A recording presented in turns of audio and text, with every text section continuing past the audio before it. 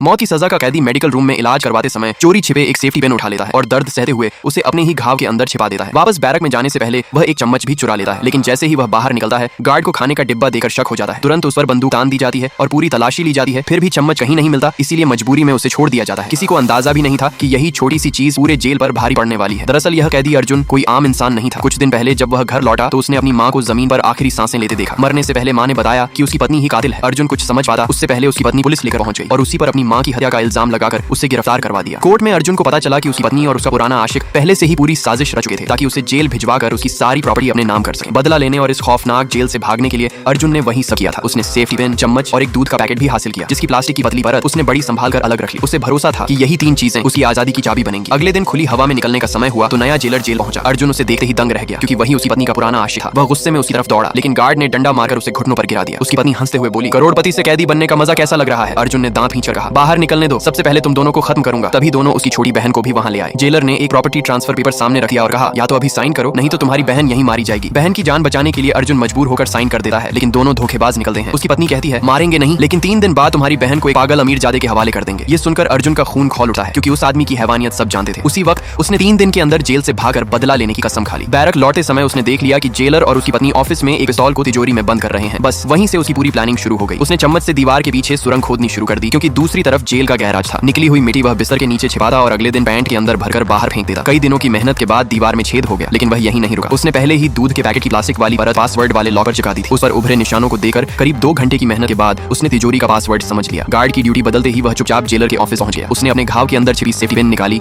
और कुछ ही मिनटों में तिजोरी खोलकर पिस्तौल अपने कब्जे में कर ली। हथियार लेकर वह वापस अपनी बैरक में लौट आया, लेकिन अंदर आते ही जेलर अपनी प्रेमिका और एक खतरनाक कैदी को लेकर वहां पहुंच गया। जेलर ने उस गुंडे से कहा, आज अर्जुन का काम तमाम कर दो और उसकी लाश को घसीट कर लाइक सब्सक्राइब कर देना, भगवान आपको बहुत खुशी देगा।